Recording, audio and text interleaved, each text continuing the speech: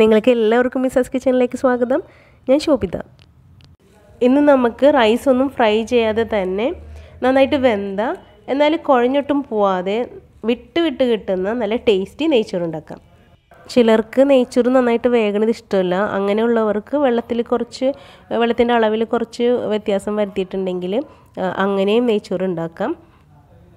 ഇനി നമ്മൾ കുറച്ചളവിലാണ് നെയ്ച്ചോറ് ഉണ്ടാക്കുന്നതെങ്കിൽ, അതായത് 1/4 കിലോ 1/2 കിലോ റൈസ് മാത്രം എടുക്കുന്നുള്ളൂ എങ്കിൽ കുക്കറിൽ വെക്കേണ്ട ആവശ്യമില്ല. ചെറുവത്തിലോ അല്ലെങ്കിൽ നോൺ സ്റ്റിക്ക് പോട്ടിലോ വെച്ചിട്ട് നമുക്ക് പെർഫെക്റ്റ് ആയിട്ട് കുക്ക് ചെയ്തെടുക്കാം. അപ്പോൾ നമുക്ക് നെയ്ച്ചോറ് ഉണ്ടാക്കാൻ ബസ്മതി റൈസോ കൈമ റൈസോ എടുക്കാം. ഞാൻ എടുത്തിരിക്കുന്നത് കൈമ റൈസാണ്. അത് 2.5 കപ്പ് എടുത്തിട്ടുണ്ട്. അതൊരു ബൗളിലേക്ക് നമുക്ക് ഇട്ട് കൊടുക്കാം. എന്നിട്ടിത് നന്നായിട്ട് കഴുകി അരമണിക്കൂർ വെള്ളത്തിൽ സോക്ക് ചെയ്ത് വെക്കണം. അപ്പോൾ ഈ അരിയുടെ ഇരട്ടി വെള്ളം എടുത്തിട്ട് നമുക്ക് ഇതൊന്ന് സോക്ക് ചെയ്ത് വെക്കാം. ഇനി ബസ്മതി റൈസ് ആണെങ്കിൽ കുറഞ്ഞത് 1 മണിക്കൂറെങ്കിലും സോക്ക് ചെയ്ത് വെക്കണം. ഈ ചെറിയ റൈസാണ് കൈമ റൈസ്, ജീരകശാല റൈസ് എന്നൊക്കെ പറയില്ലേ, അതായിരിക്കും നെയ്ച്ചോറ് വയ്ക്കാൻ കുറച്ചും കൂടി ടേസ്റ്റ്. ഇനി നമ്മൾ നെയ്ച്ചോറ് വയ്ക്കാൻ പോകുന്ന പോട്ടിലേക്ക് ഒരു 2-3 ടേബിൾ സ്പൂൺ ഓയിൽ ഒഴിച്ചു കൊടുക്കാം. അപ്പോൾ മാക്സിമം ഒരു 4 ടേബിൾ സ്പൂൺ വരെ ഓയിൽ ഒഴിച്ചു കൊടുത്താൽ മതി. അധികം ഓയിൽ ഒഴിക്കണ്ട, അത് വേസ്റ്റ് ആക്കാൻ നിൽക്കണ്ട. എന്നിട്ട് ഒരു മീഡിയം സൈസ് സവാളയുടെ പകുതി നീളത്തിൽ അരിഞ്ഞിട്ട് നമുക്ക് അതിനകത്തേക്ക് ഇട്ട് കൊടുക്കാം. എന്നിട്ട് ഇത് നന്നായിട്ടൊന്ന് ഫ്രൈ ചെയ്തെടുക്കാം. നന്നായിട്ട് കളർ മാറുന്നത് വരെ ഒന്ന് ഫ്രൈ ചെയ്തെടുക്കാം, ഹൈ ഫ്ലെയിമിൽ വെച്ചിട്ട്.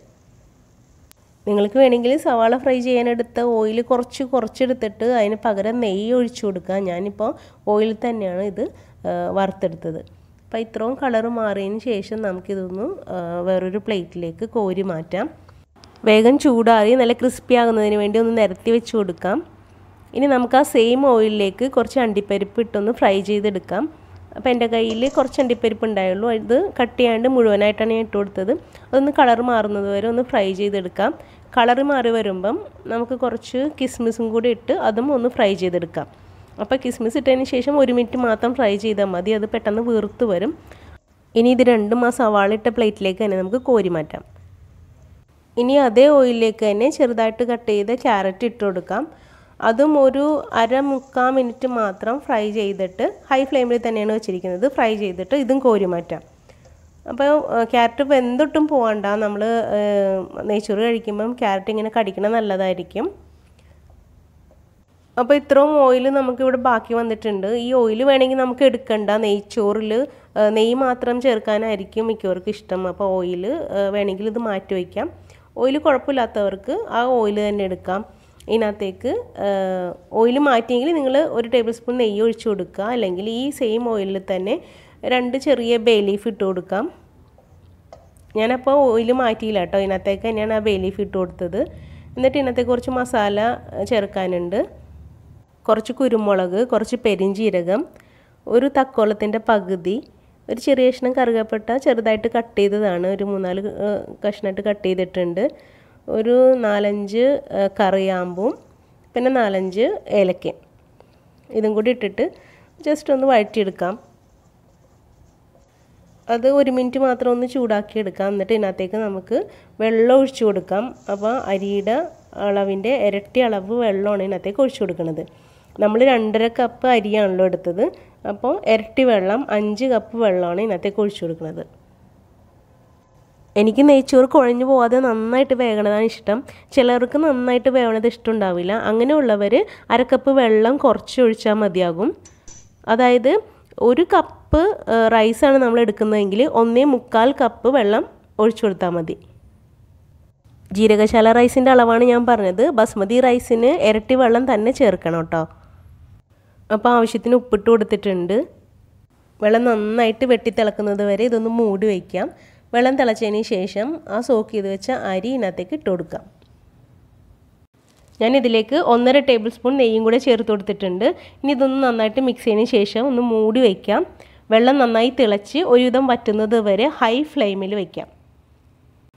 ഏതാണ്ട് 4-5 മിനിറ്റ് മതിയാകും ഹൈ ഫ്ലെയിമിൽ വെള്ളം വറ്റാനായിട്ട്. ഇപ്പോൾ ഒരുവിധം വെള്ളമൊക്കെ വറ്റിയിട്ടുണ്ട്. പക്ഷേ റൈസ് അല്പം കൂടി വേകാനുണ്ട്.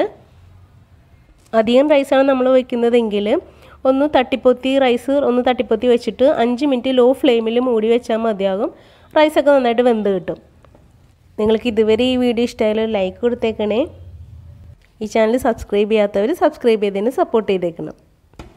നീളമുള്ള റൈസ് വെച്ചിട്ടാണ് നമ്മൾ നെയ്ച്ചോറ് ഉണ്ടാക്കണമെങ്കിൽ അരി ഇട്ടതിന് ശേഷം വെള്ളം നന്നായിട്ട് തിളക്കുമല്ലോ. തിളച്ചതിന് ശേഷം നമുക്ക് ഫ്ലെയിം കുറച്ച് വയ്ക്കാം. ലോ ഫ്ലെയിമിലേക്ക് ആക്കിയിട്ട് വേണം കുക്ക് ചെയ്തെടുക്കാനായിട്ട്. നമ്മൾ ഹൈ ഫ്ലെയിമിൽ വെച്ചിട്ടാണ് റൈസിലെ വെള്ളം വറ്റിച്ചെടുത്തത്. ഇനി ഇതുപോലത്തെ ഏതെങ്കിലും ഫ്രൈ പാൻ, ഉപയോഗശൂന്യമായ ഫ്രൈ പാൻ എടുത്തിട്ട് ഒന്ന് കമത്തി വയ്ക്കുക. അല്ലെങ്കിൽ നിങ്ങളുടെ കയ്യിൽ ദോശക്കല്ലോ മറ്റോ ഉണ്ടെങ്കിൽ അതെടുത്താലും മതി. അതിൻ്റെ മുകളിലേക്ക് നമുക്ക് ഈ പോട്ട് എടുത്ത് വയ്ക്കാം. ദോശക്കല്ലും ഫ്രൈ പാനൊക്കെ വയ്ക്കുമ്പോൾ നമുക്ക് മീഡിയം ഫ്ലെയിമിൽ വെച്ചിട്ട് ഒരു 3-4 മിനിറ്റ് ചൂടാക്കിയതിന് ശേഷം വേണം പോട്ട് എടുത്ത് വയ്ക്കാനായിട്ട്. അപ്പോൾ ഞാനിത് ചൂടാക്കിയതിന് ശേഷമാണ് ഈ പോട്ട് എടുത്ത് വെച്ചത്. ഇതൊരു 6 മുതൽ 8 മിനിറ്റ് വരെ മീഡിയം ഫ്ലെയിമിൽ തന്നെ വേവിച്ചെടുക്കാം. ഇങ്ങനെ വയ്ക്കുമ്പം വെള്ളമൊക്കെ നന്നായിട്ട് വറ്റി നല്ല കറക്റ്റ് കുക്കായി കിട്ടും. അപ്പോൾ ഇതുപോലെ വെക്കുവാണെങ്കിൽ 1/4 കിലോ 1/2 കിലോ അരിയൊക്കെ വെച്ചിട്ട് പെർഫെക്റ്റായിട്ട് നമുക്ക് നെയ്ച്ചോറ് ഉണ്ടാക്കാം. കുക്കറിൽ വെക്കേണ്ട ആവശ്യമില്ല. അടിയിലൊന്നും പിടിക്കാതെ പെർഫെക്റ്റായിട്ട് നമുക്ക് കുക്ക് ചെയ്തെടുക്കാൻ പറ്റും. അപ്പോൾ 8 മിനിറ്റ് ആയിട്ടുണ്ട്. നമുക്ക് ഫ്ലെയിം ഓഫ് ചെയ്തിട്ട് ഇതൊന്ന് മിക്സ് ചെയ്യാം. എന്നിട്ട് ആ ഫ്രൈ ചെയ്ത് കോരി മാറ്റി നമ്മൾ വെച്ചില്ലേ സവാളയും അണ്ടിപ്പരിപ്പും പിന്നെ ക്യാരറ്റൊക്കെ, അതൊന്ന് ഇതിൻ്റെ മുകളിലൊന്ന് വിതറി കൊടുക്കാം. നെയ്യിൻ്റെ കുറവുണ്ടെങ്കിൽ കുറച്ച് നെയ്യും കൂടെ ഒഴിച്ചിട്ടൊന്ന് മിക്സ് ചെയ്യാവുന്നതാണ് കേട്ടോ. അപ്പോൾ നിങ്ങളെല്ലാവരും ഇതുപോലെ നെയ്ച്ചോറ് ഉണ്ടാക്കിയിട്ട് നിങ്ങളുടെ അഭിപ്രായങ്ങളും നിർദ്ദേശങ്ങളും കമൻറ്റ് ബോക്സിൽ അറിയിക്കണം. ഈ വീഡിയോ നിങ്ങളുടെ ഫ്രണ്ട്സ് ആൻഡ് ഫാമിലിക്ക് ഷെയറും കൂടെ ചെയ്തേക്കണേ. Thank you.